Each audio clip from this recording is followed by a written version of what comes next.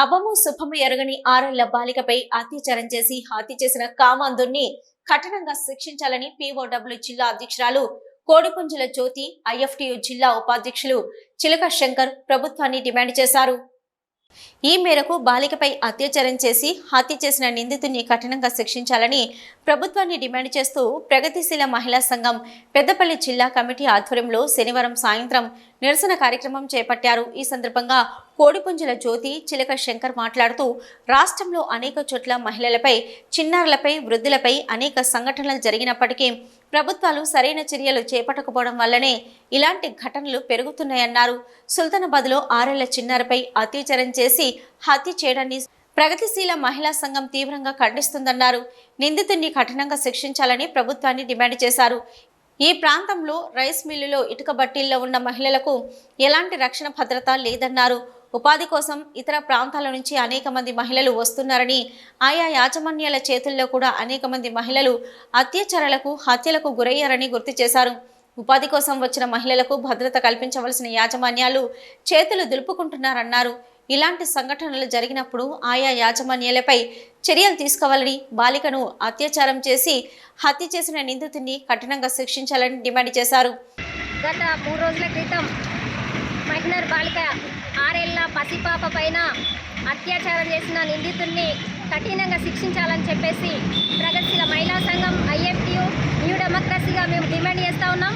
మరి అక్కడ కూలి పని చేస్తూ రైస్ మిల్లులో పని చేసుకొని జీవనం పోషిస్తున్నటువంటి కుటుంబంలోని 6 ఏళ్ల పసిపాప సహస్రను నిద్రిస్తుండగా పసిపాపను దుండగుడు మధ్యప్రదేశ్ చెందినటువంటి బలరాం అనే వ్యక్తి నిద్రిస్తున్నటువంటి పాపను ఎత్తుకెళ్లి అత్యాచారం చేసి అత్యంత దారుణంగా హత్య చేశాడు. మరి ఇట్లాంటి మానవ మృగంలో ఉన్నటువంటి ఇతన్ని కఠినంగా శిక్షించాలని ప్రగతిశీల మహిళా సంఘంగా డిమాండ్ చేస్తూ ఉన్నాం. మరి అదేవిధంగా దేశంలో, రాష్ట్రంలో మహిళలపైన అత్యాచారాలు రోజు రోజుకు పెరిగిపోతున్నాయి.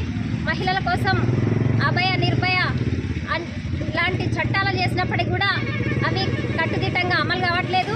అవి విఫలం అవ్వడం వల్లనే ఈరోజు ఈ పరిస్థితి ఏర్పడుతూ ఉంది. ఇవాళ పక్కలో నిద్రిస్తున్నటువంటి పసి బిడ్డలకు రక్షణ లేకుండా పోయింది. మరి స్కూల్లో చదువుకుంటున్నటువంటి బాలికలకు కూడా రక్షణ లేకుండా పోయింది. మరి రాష్ట్రంలో మహిళలపైన అత్యాచారాలు రోజు రోజు పెరిగిపోతున్నాయి. ఈ అత్యాచారాలను అరికట్టాలని ప్రగతిశీల మహిళా సంఘంగా డిమాండ్ చేస్తున్నాం. ముఖ్యంగా రాష్ట్రంలో మద్యం ఏరులై పారుతుంది. ఈ మద్యం మూలంగానే ఇవాళ యువత పక్కదారి పట్టిస్తూ ఇవాళ యువత మద్యం మత్తులో అభం శుభం తెలియనటువంటి చిన్నారి బాలికలను రేపియేసి అత్యాచారం చేస్తున్నారు. అదేవిధంగా చంపి పడేస్తున్నారు. మరి ఇట్లాంటి ఘటనలు జరగకుండా ఉండాలంటే మద్యాన్ని అరికట్టాలి. గంజాయిని, మద్యాన్ని, డ్రగ్స్ని, ఇట్లాంటి కల్చర్ని ప్రభుత్వం అరికట్టవలసిన అవసరం ఎంతైనా ఉంది.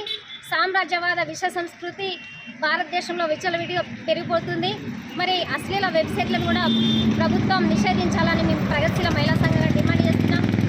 ఈ నిరసన కార్యక్రమంలో పీఓడబ్ల్యూ నాయకురాలు టి లక్ష్మి, ఎస్ రాయమల్లమ్మ, మహేశ్వరి, కమల, సరోజిని, ఐఎఫ్టియు నాయకులు బుచ్చన్న, రాయమల్లు, ఆనంద్, రవి, కె మహేందర్, తిరుపతి తదితరులు పాల్గొన్నారు.